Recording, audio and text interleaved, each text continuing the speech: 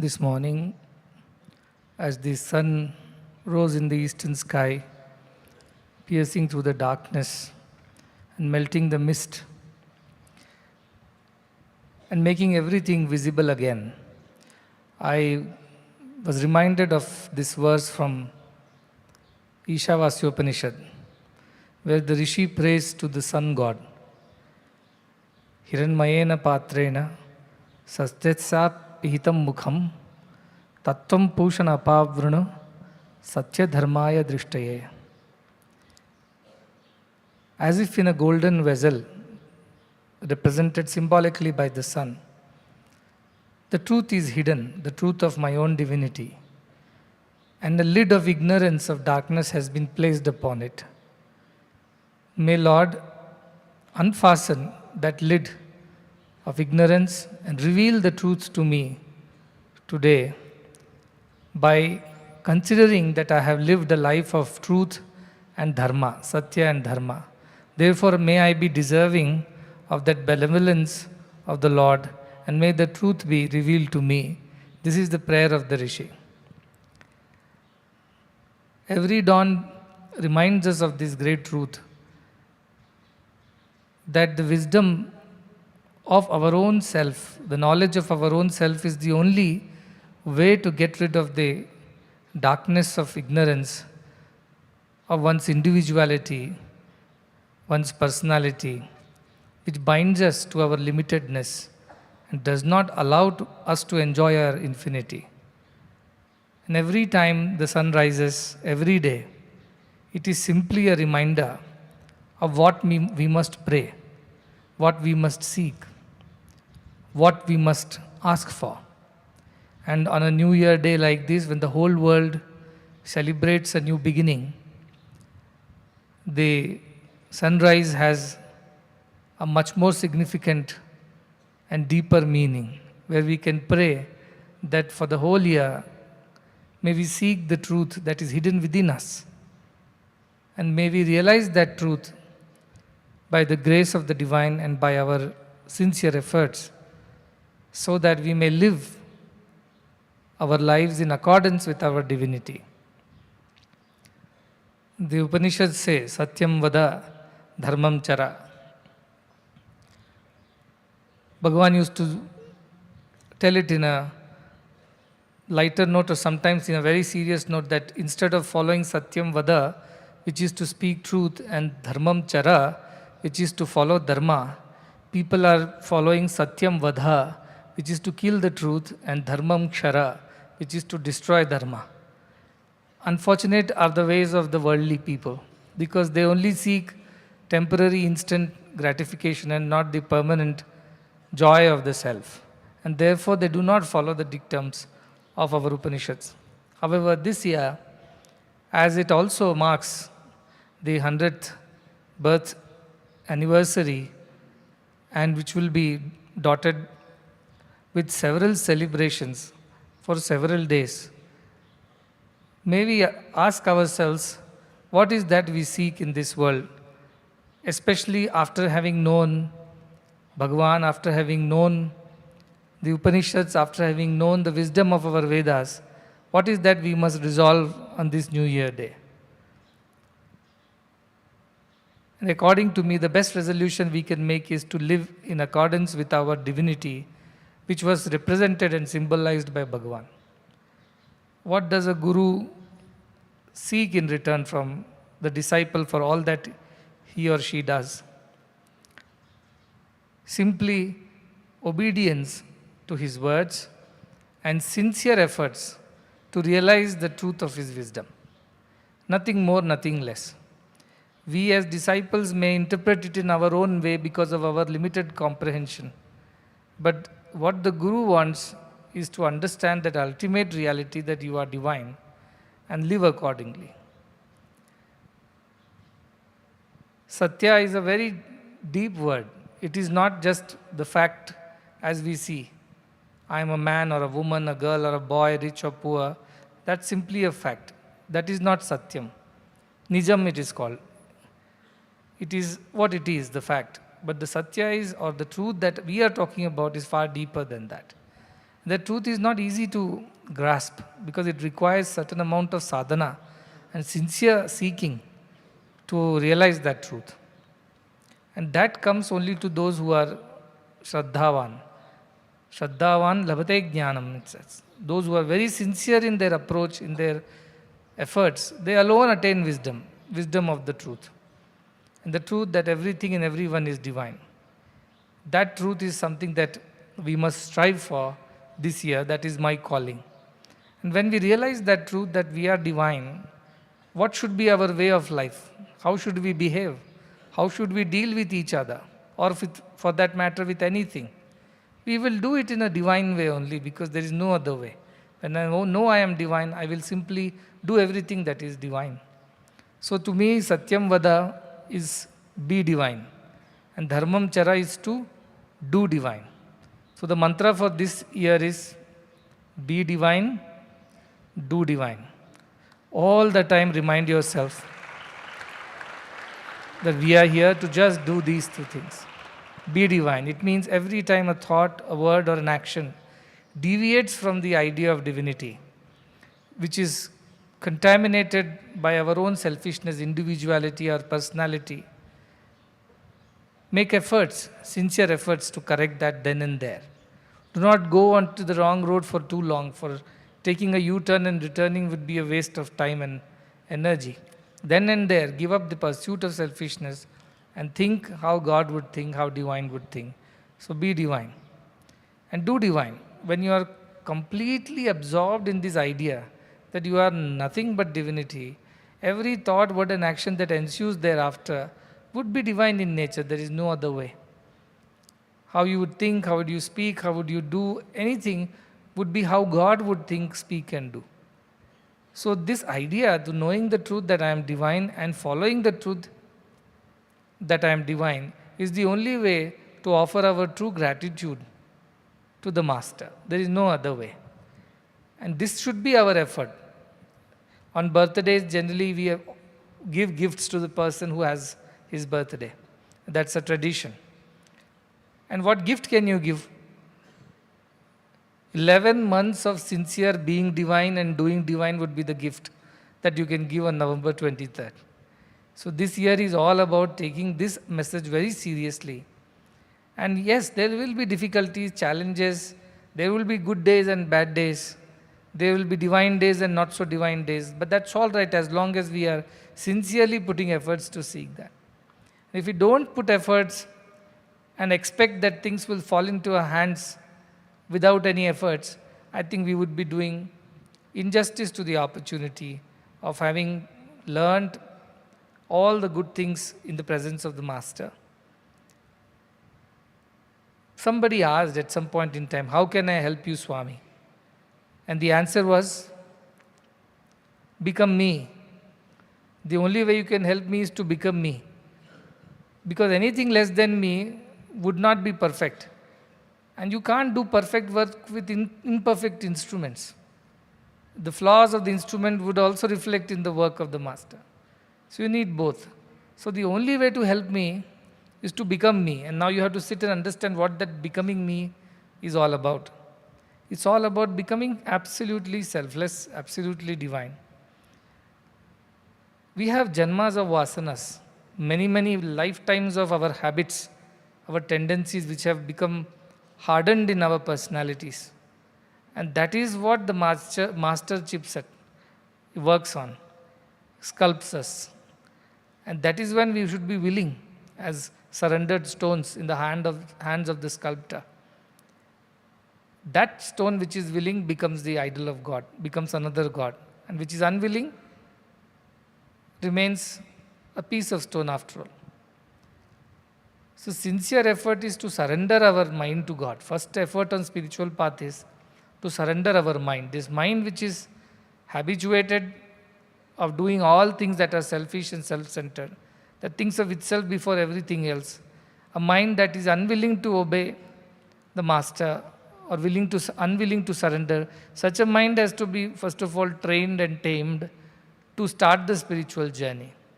When you start a car, you check whether fuel is there, tires are having enough air, everything is okay, and then only you start on the journey. Like that, This mind is the reason why we could reach God or we may not reach God. Mana eva manushyanam karanam bandha mokshayo, it is said. Mind is the reason why one attains freedom or one is bound.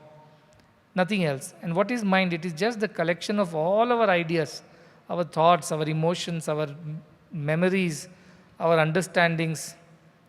All that collected together is simply the mind.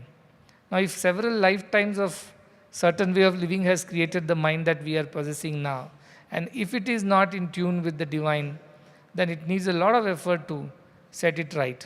That sincere effort we must make. And you know what mind thrives on? Mind is like fire. It has desires of its own. And its desires are self-centric only, mostly. A bad mind is like that. And the more you feed the fire with fuel, the more it burns, the more it demands. So every time you fulfill a lower desire or a selfish desire, it gets stronger, it doesn't diminish. It only gets stronger every time. So the only way is not to fulfill such things which the mind demands, which are not in divine accordance.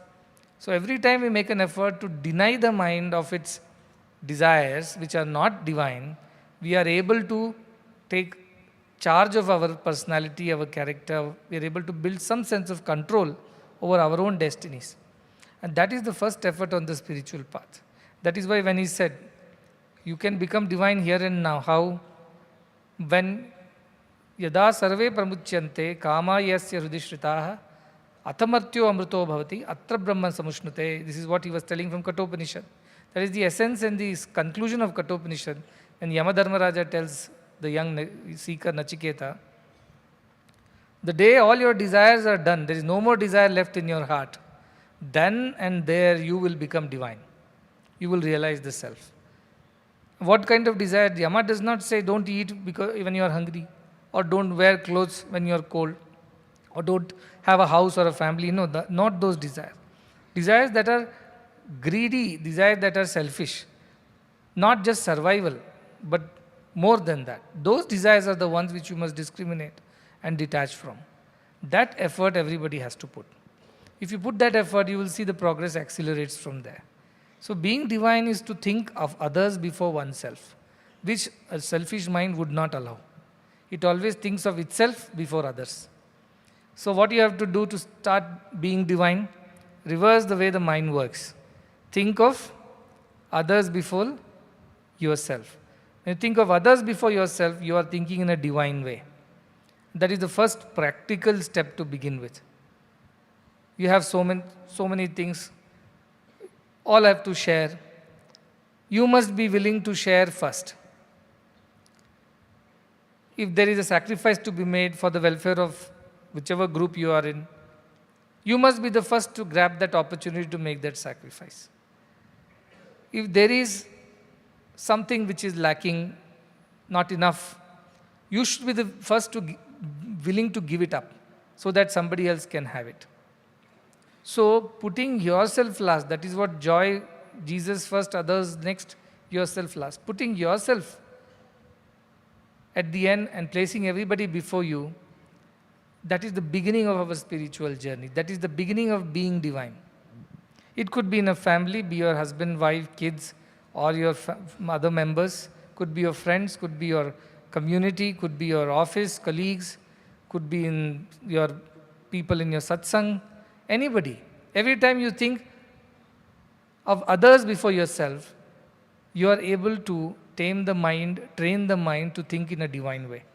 And every time you do that, the mind becomes stronger at it, better at it, by practice. Like a muscle that is used often. Right-handed people have better control over their right hand. And left-handed people have more strength in their left hand because they've used this more than that.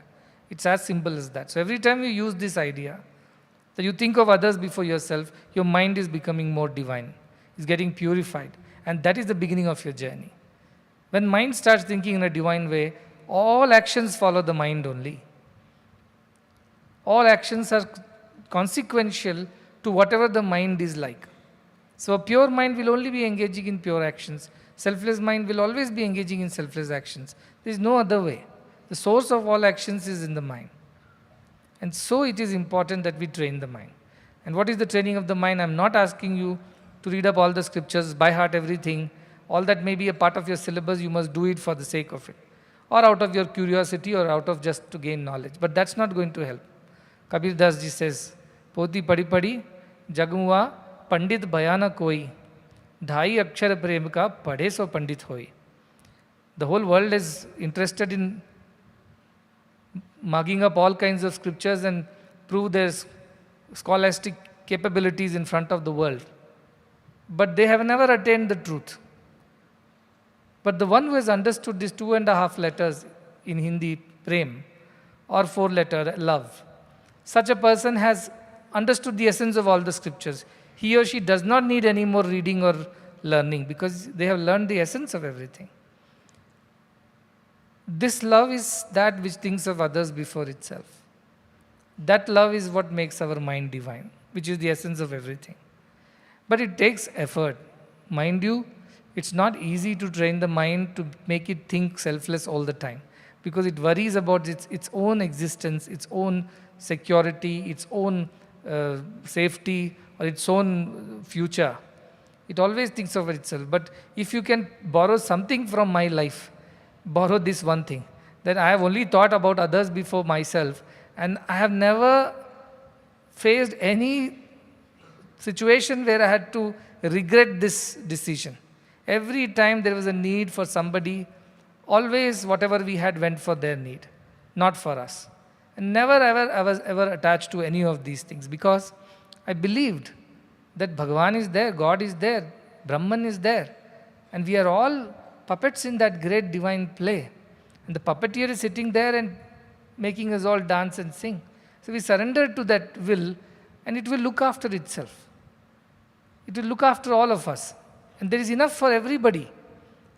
God has enough for all. So we should not worry, we should not fear. This is a training. Mind does not learn. It has to be taught. It doesn't come to it on its own. So don't assume just because you are sitting in this ashram, coming to satsang every other day, and somehow hanging around this place, somehow your mind will become pure and you will become divine. No, it's not going to happen. At least if I was a little more considerate and a nicer guru, I would have probably told a sweet lie. But on a New Year day, I better not tell lie when I say Satyam Vada. You have to put your efforts. Presence is there. Divine grace is there. But to utilize that grace, your efforts are to be put. Simply expecting Guru to put his hand on your head and you attain self-realization, all that is not going to happen. Many times I go around darshan also, people pull my hand and put it on their head. And they assume that they have been blessed. Or I'm walking, simply they put their head at my feet and assume that they have received the blessing. No, they may feel blessed, but I do not think I have blessed. It has to come from me, from within. And there are people who do not ask, and hand stretches by itself to reach out to them. Why? Because there is some sincere yearning over there which draws the attention of the master. That's true for everyone, anywhere. So your sincerity is directly proportional to your spiritual progress. And what is your sincerity? To always put others before yourself. Always try to think what can others get or what good I can do to others before I think of myself. And you will see miracles happen at every step. You will see supernatural things happen in every step. Surprises at every turn. Because God is waiting there to look after you. Why? Because you have taken care of others and not bothered about yourself. It is now God's responsibility to look after you. And let me tell you, when I was able to look after myself, I was not able to look after myself so well. When God is looking after me, He is looking after me much better. I have no complaints. And if you also surrender and let go and allow God to take over, you will live a much better life, much happier life, much easier life. A life which is very light, very free. And allow yourself to do that. The only person or only thing that will come in the way of you doing that is your own mind, which is full of its ideas, personality traits, its vasanas, samskaras of several lifetimes. That is the only thing that will come in its way. So every time mind raises a question or a doubt and suspects, you for whatever you're trying to do. Learn to have a conversation and tell the mind. Keep quiet. You do not know. You only know one side of the story. You haven't seen the amazing grace of God, what God can do. Allow me to this time follow this path. For several lifetimes, I have only followed your whims and fancies. For this lifetime, for this year, for this moment, let me follow my heart, which says, simply give up this pursuit of trying to yogakshema, self-preservation, whatever protection. Give up this idea. Allow yourself to surrender to the divine and see what happens. And by going by the experiences of so many great ones, our scriptures are replete with stories of such surrendered devotees. I'm dead sure that none of us will face any regrets later, because we would be looked after much better by the divine. That surrender, that ability to put others before yourself is being divine. What is doing divine? Whatever action that follows this idea. If you have to share, share. If you have to sacrifice, sacrifice. If you have to give up something, give up that. If you do anything that is to be done because you are being divine, just fearlessly, selflessly do it. That is the only way we can celebrate the life and legacy of Bhagavan Sri Satya Sai Baba. 10 or maybe more, 2011 is when the first encounter I had, when he demanded everything of me, leaving nothing for myself. I did not understand in the beginning. When he said, I don't want anything, I just want you. I thought you means, okay, be available 3 hours a day to do some service activities, the rest of the day is for yourself. In fact, one of the students who was my junior in the college days, he came. And that time Bhagavan was speaking, and Bhagavan was naturally answering a lot of questions of all those doubting Thomases who used to come in plenty, because they wanted to test and verify whether all this is true or some kind of imaginary thing. So he asked, all right, why is it that you should choose him and not me for doing what you have got to do? What's so special? And the answer was very practical and simple. The answer was, he does my work all day, and in between, sometime when he gets, he does his work. You do your work all day, and in between, if you get some time, you do my work. That is why I won't choose you, I would choose him, he said. It's quite practical, isn't it? We are here to do God's work all day, and if we find time in between, our personal requirements are there, we'll attend to it. If no time is there, we will skip that. But generally how we work, we do all day our work for our own selfish sake. And here then there we find a few moments we want to spend it for God and feel good that we are living a life for God. Not true. I think God is the smartest thing on the planet. You can't outsmart God. He knows your intentions. He knows what's going on inside of you, not the outside. No exhibitionism, no show, no pretensions would work in front of God, because He knows your inside. He is the inside. But another person had asked, how do you know everybody's everything? He said, because I am everybody's everything. I am everything. So I know everything. There is no other way. So the divine knows what's going on inside us. Whatever show we put up on the outside, it does not impress the divine. And He will test us to check whether we are truly sincere in our faith and surrender. He won't just hand it over to us like that. And so this is something that is not impossible to do. It is possible for every one of us. Maybe a little more difficult for some, a little easy for a few others, based on whatever efforts we have put in the previous lifetimes and in this lifetime so far. But it is doable. Divinity is doable. It is not impossible. That is something that I want to convey again and again, even more emphatically, because every passing year we are getting closer to our graves. And we are left with lesser time than what we had last year. And if we are not progressing enough, we are surely wasting our time. Anything that is being done in this world which does not take us to God is a waste of time, isn't it? So why should we do that?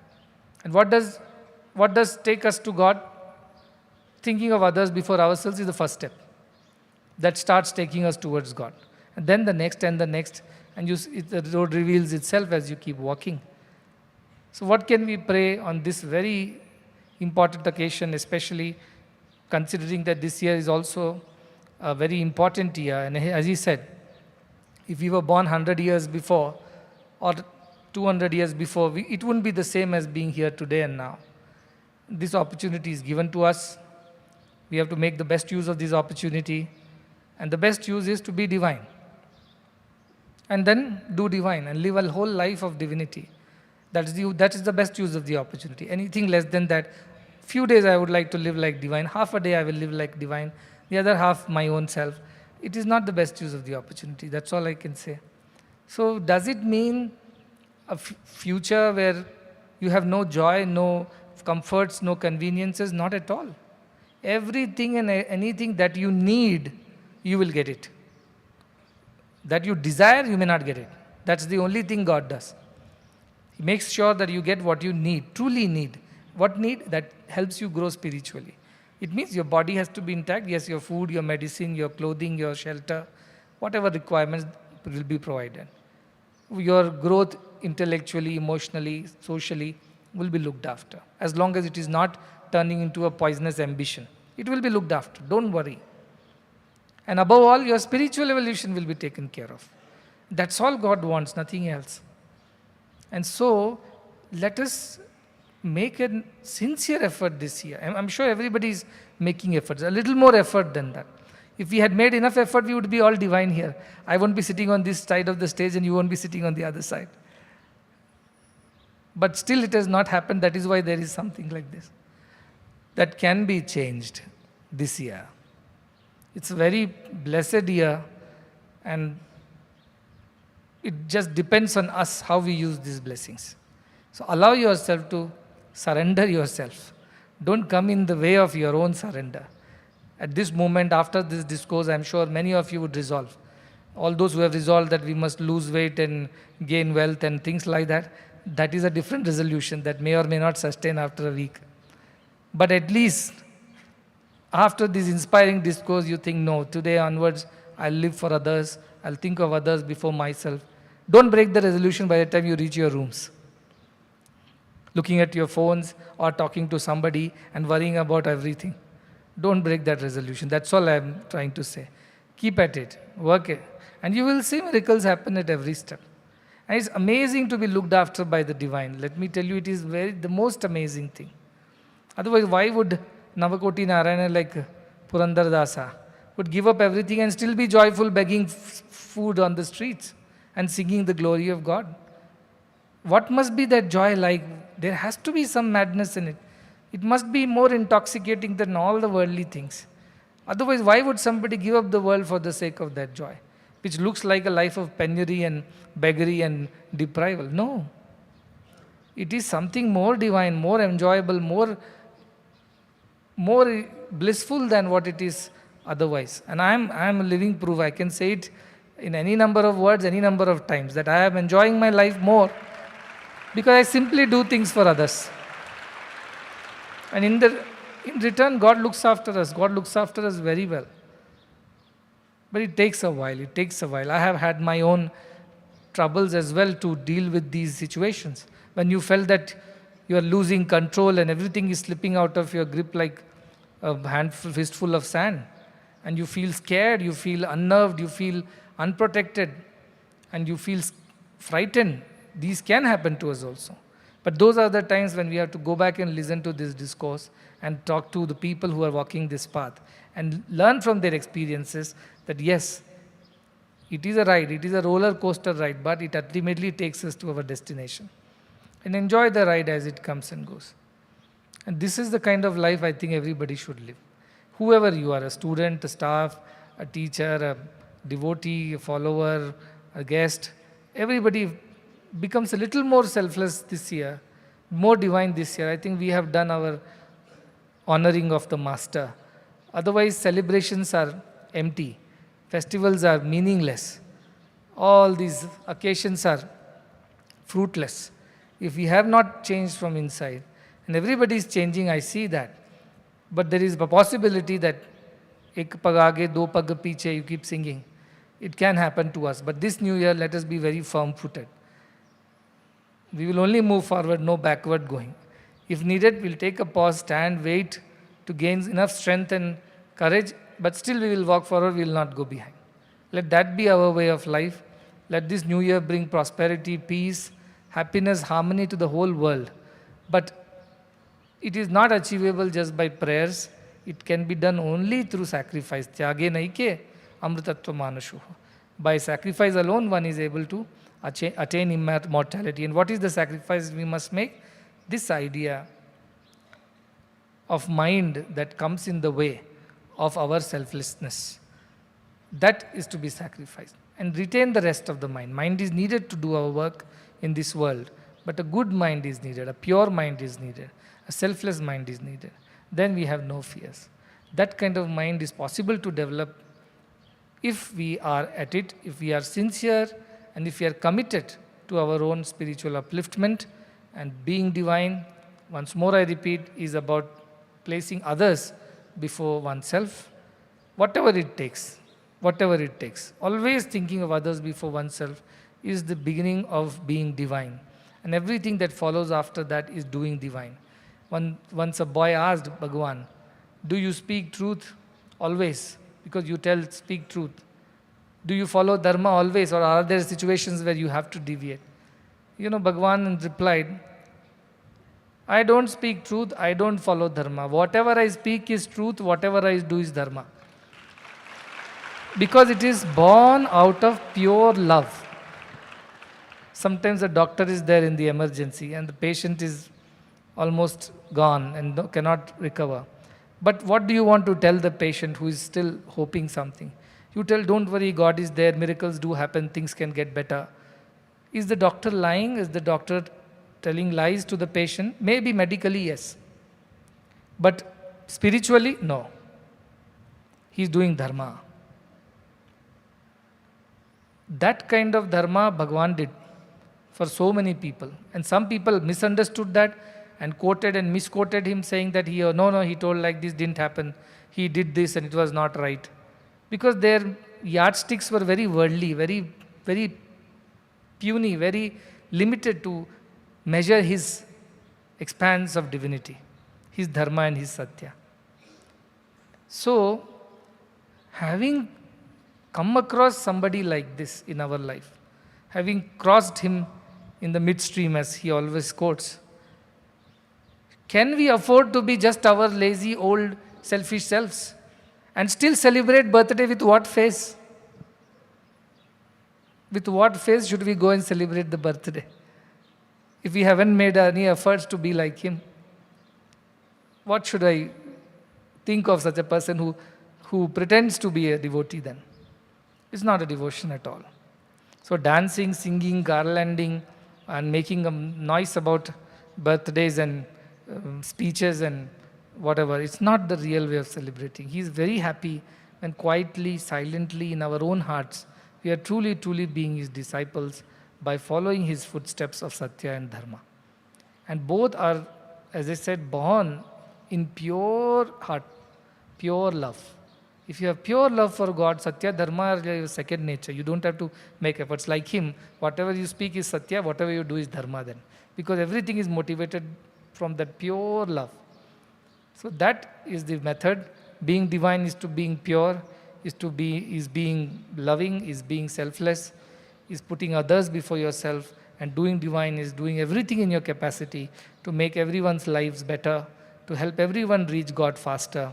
And I'm sure this can be done here. As I always say, if it is not us, then who? If it is not here, then where? If it is not now, then when? And if it is not this way, then in which way? This is our opportunity. Let us seize it. Let us do our very best. And you have 11 good months to go, little less than 11 months because 23rd November. And if you can present yourselves as the best gift to God, saying, in your footsteps I have walked, I have made my sincere efforts.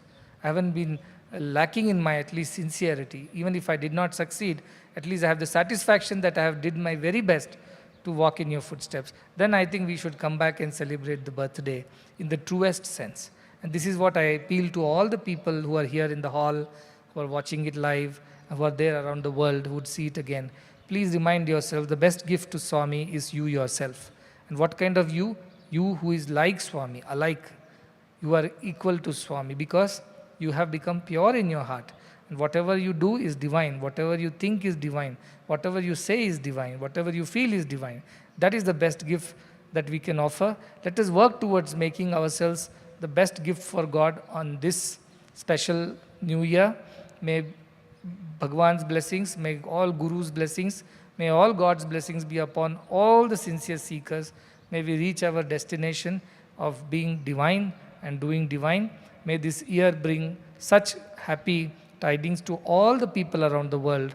May the world be a better place for everyone this year because of our sincere efforts and by the grace of Bhagwan.